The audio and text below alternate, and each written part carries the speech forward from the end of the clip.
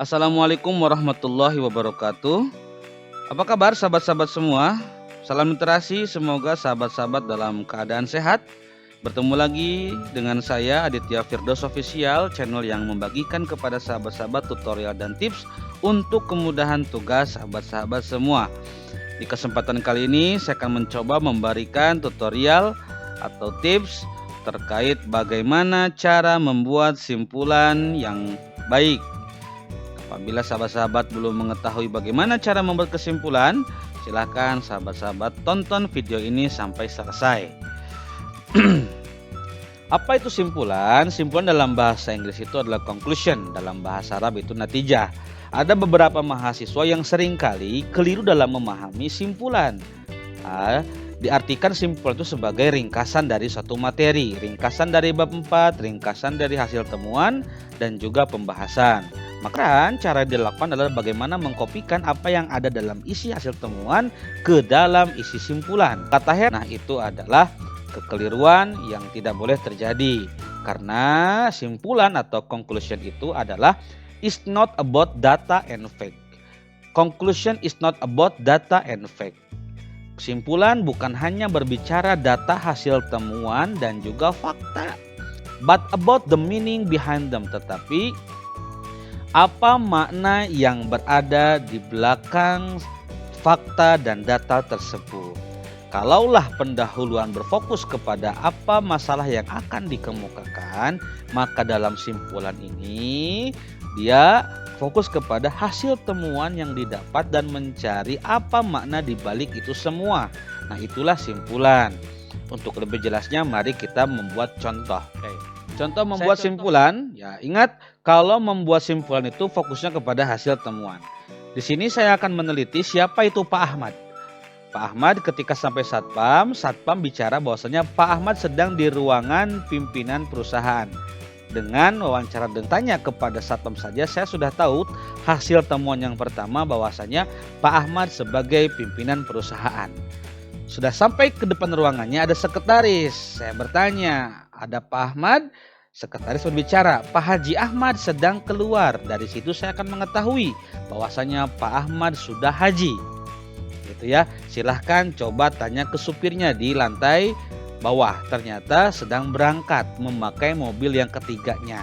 Karena saya melihat ada 3 mobil, saya akan mendefinisikan bahwasanya Pak Ahmad punya 3 mobil. Ya. Lalu ketika saya tanya supir yang pertama, kemana Pak Ahmad? Dia pergi ke rumah yang kedua, berarti dia punya 2 rumah. Itu. Ketika saya tanya dengan siapa dia perginya, dia perginya dengan istri yang kedua, maka saya definisikan Pak Ahmad punya 2 istri.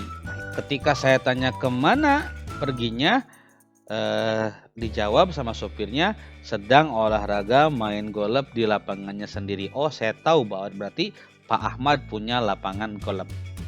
Nah, ini ada hasil temuan yang mendeskripsikan siapa itu Pak Ahmad. Kira-kira simpulannya apa? Ada yang tahu? Oke, silahkan sahabat-sahabat jawab. Betul. Maka simpulannya saya akan berbicara makna di balik fakta, makna di balik hasil temuan, makna di balik data. Maka saya akan menyimpulkan bahwasanya Pak Ahmad itu seseorang yang kaya raya. Gitu ya. Cukup segitu simpulan itu. Nah, nanti ada yang namanya justifikasi. Pak Ahmad adalah seorang kaya raya dibuktikan dengan bla bla bla bla bla. Gitu ya, itu adalah contoh kesimpulan. Namun beda halnya ketika kita membuat simpulan yang bentuknya itu penelitian skripsi atau penelitian jurnal. Silakan sahabat-sahabat lihat dulu kebijakan setiap kampusnya. Apakah simpulan itu menggunakan penomoran atau tidak? Tapi biasanya dalam bentuk jurnal, simpulan itu tidak menggunakan bentuk penomoran. Ada juga beberapa kampus yang menggunakan bentuk penomoran. Simpulan yang pertama adalah yang kedua, yang ketiga, dan selanjutnya. Tips yang kedua, ya, setiap simpulan harus menjawab rumusan atau pertanyaan penelitian atau bisa mendeskripsikan tujuan penelitian. Ingat, simpulan itu harus menjawab rumusan masalah atau pertanyaan penelitian. Ya, yang ketiga tipsnya adalah konsisten. Kalau rumusannya 2, maka simpulannya 2. Kalau pertanyaan penelitiannya 3, maka simpulannya juga 3. Ya, itu tipsnya. Yang keempat, adanya fokusan yang menjelaskan temuan. Artinya ketika kita menyimpulkan ada ukuran tertentu, baik itu secara kategorisasi, ukuran bisa efektif atau tidaknya, baik atau buruknya, tinggi atau sedangnya, ya, sering atau jarangnya, dan lain-lain sebagainya. Ingat, ada fokusannya. Nanti kita contohkan. Dan yang terakhir ada justifikasi dengan bukti. Nah, ini ada tips membuat simpulan. Kita contohkan. Di sini ada beberapa rumusan atau pertanyaan penelitian. Ingat, kita akan menjawab rumusan dan pertanyaan penelitian. Ketika rumusannya bagaimana kompetensi guru PAI, maka simpulan nantinya adalah kompetensi guru PAI di sekolah bla bla bla bla sangat baik, sangat kompeten. Ya, sudah segitu saja. Itu ya, tidak perlu sahabat-sahabat menambahkan seperti dalam hasil temuan, tidak perlu. Ya, ingat karena ada ukurannya. Ketika kalau yang sahabat-sahabat ingin ukurnya itu adalah baik buruknya, sedang atau seringnya, efektif atau tidaknya, ya. Jadi ada fokusan yang menjelaskan hasil temuan tersebut. Nah, contoh lagi yang kedua, bagaimana penggunaan model pembelajaran A dalam pembelajaran A, gitu ya. Nah, nanti simpulnya bisa penggunaan model pembelajaran A pada pembelajaran A, gitu ya, tidak efektif, gitu. Segitu saja, ya. Atau adakah pengaruh kompetensi guru PAI terhadap hasil belajar siswa? Terdapat pengaruh yang signifikan. Segitu saja simpulan itu. Lalu kita tambahkan justifikasi. Contoh, ada pengaruh kompetensi guru PAI terhadap hasil belajar siswa dibuktikan. Nah, dengan berapa persen ya tingkat pengaruhnya.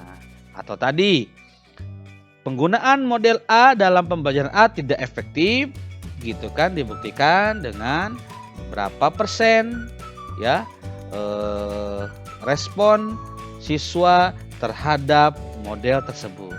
Atau bagaimana kompetensi guru PAI di sekolah tadi sangat kompeten, ya, dibuktikan dengan adanya persiapan atau kemampuan guru dalam menguasai pembelajaran, kemampuan guru dalam menyiapkan bahan ajar. Itu adalah bukti-bukti untuk mengemukakan bahwasanya kompetensi guru sangat baik. Saya kira itu saja tips dalam membuat kesimpulan atau tips membuat simpulan dari saya. Semoga ada manfaatnya. Apabila sahabat-sahabat suka dengan video yang saya buat, silahkan klik tombol like.